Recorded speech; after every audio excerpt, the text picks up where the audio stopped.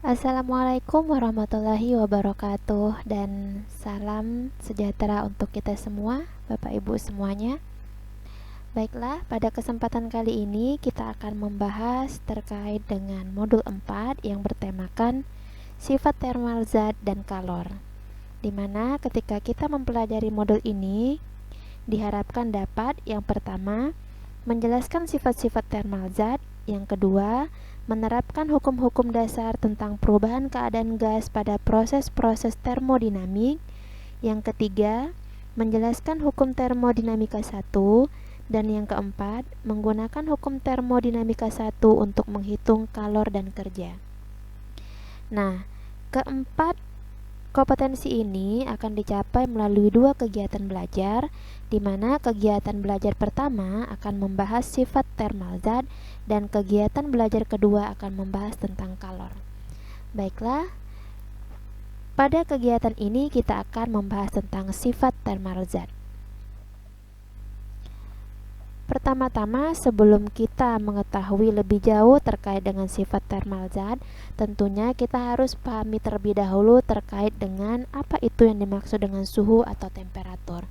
Tentunya kalian sudah tahu bahwa suhu itu merupakan derajat panas dinginnya suatu benda, di mana ketika kita ingin mengukur suhu, maka kita harus menggunakan sebuah alat ukur yang dinamakan dengan termometer. Nah, termometer ini memiliki suatu sifat yaitu thermometric zat, sehingga akan berubah ketika dipanaskan ataupun didinginkan. Ada beberapa macam termometer yang sering dipergunakan dalam kehidupan kita sehari-hari. Di antaranya ada termometer Celcius, Reaumur, dan Fahrenheit. Ketiga termometer ini mempunyai skala pengukuran yang berbeda karena masing-masing mengambil titik-titik acuan yang berbeda.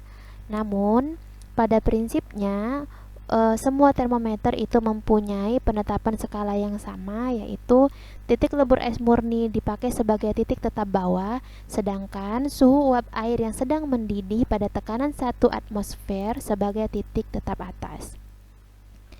Baiklah, sebagaimana yang sudah dijelaskan sebelumnya, berdasarkan skalanya termometer terbagi menjadi 4, yaitu Celcius atau disingkat dengan C, Kelvin disingkat dengan K, Fahrenheit disingkat dengan F, dan Reaumur disingkat dengan R. Keempat skala termometer ini memiliki titik tetap bawah dan titik tetap atas yang berbeda-beda, di mana untuk termometer Celcius memiliki titik tetap bawah atau titik lebur sebesar 0 derajat Celcius dan titik tetap atas sebesar 100 derajat Celcius. Kemudian untuk termometer Kelvin memiliki titik tetap bawah atau titik lebur sebesar 273 Kelvin dan titik tetap atas atau titik didih sebesar 373 Kelvin. Dilanjutkan dengan Fahrenheit memiliki titik tetap bawah sebesar 32 derajat Fahrenheit dan titik tetap atas sebesar 212 Fahrenheit. Yang terakhir yaitu termometer Reaumur memiliki titik tetap bawah sebesar 0 derajat Reaumur dan titik tetap atas sebesar 80 derajat Reaumur. Ini adalah titik tetap bawah dan titik tetap atas untuk keempat skala yang ada pada termometer.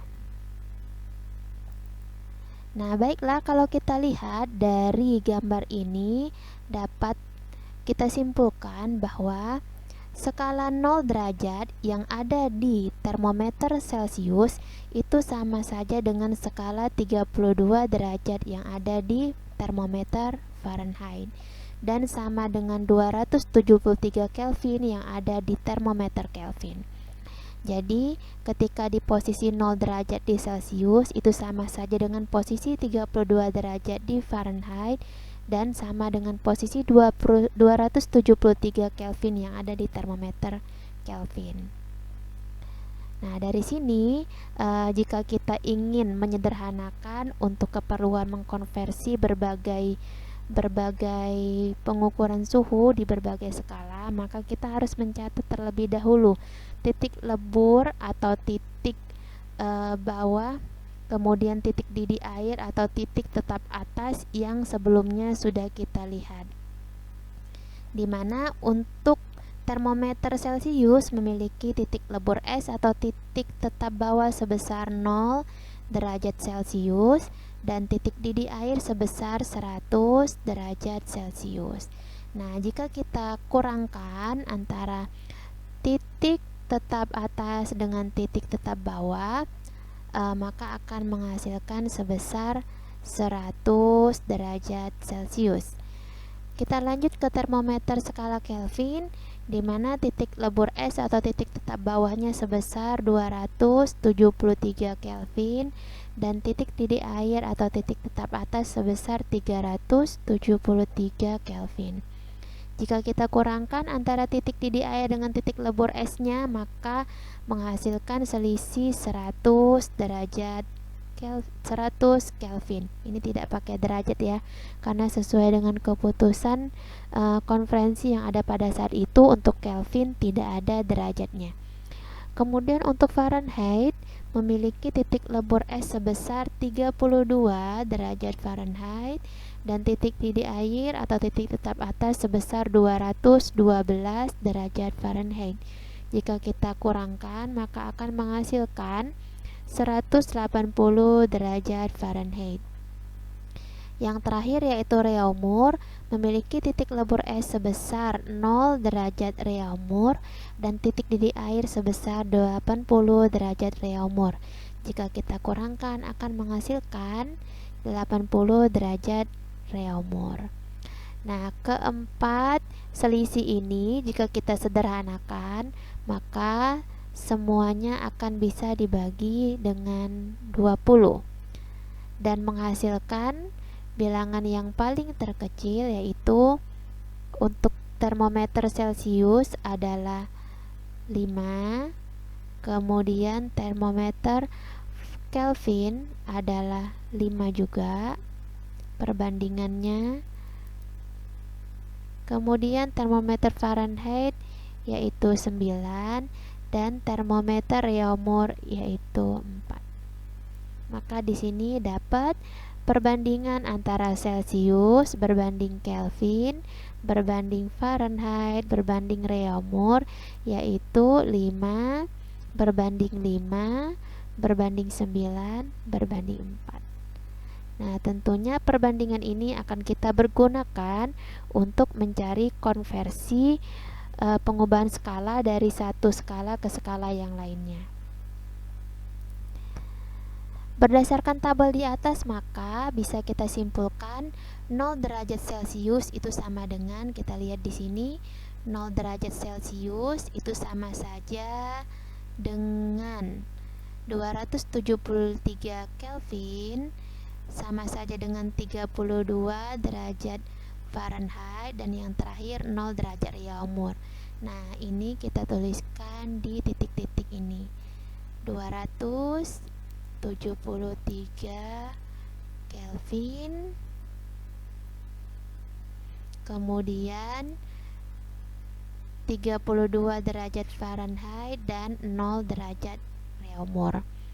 Nah, untuk menentukan hubungan antara skala Celcius, Kelvin, Fahrenheit, dan Réaumur, maka kita bisa menggunakan perbandingan atau menggunakan persamaan garis di antara dua titik, di mana memiliki rumus umum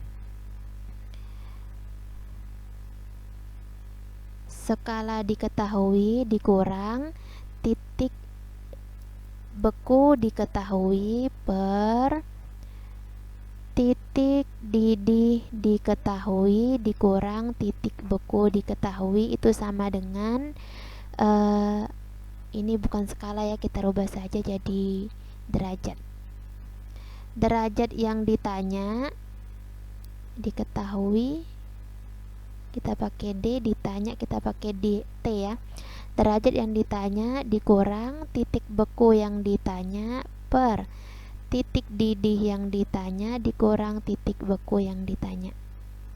Nah, ini merupakan persamaan untuk mengkonversi suhu dari satu ke skala yang lainnya. Nah, misalkan kita ingin mengkonversi dari Celsius ke Kelvin atau sebaliknya, maka Celsius dikurang 0 derajat, karena 0 ini adalah titik beku Celsius, per 100 titik didih Celsius dikurang titik bekunya. Kemudian Kelvin dikurang 273, yaitu titik bekunya. 373 dikurang 273, ini artinya pengurangan antara titik didih dan titik beku Kelvin. Maka didapatkan Celsius itu sama dengan Kelvin dikurang 273, atau Kelvin sama dengan Celsius ditambah 273. Ini cara kita untuk mengkonversi dari Celsius ke Kelvin atau sebaliknya.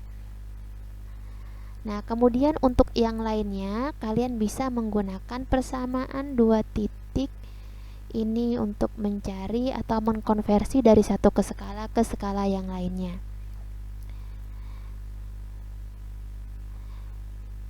Baiklah, sekian pokok bahasan pada hari ini. Untuk selanjutnya silahkan mengklik video berikutnya.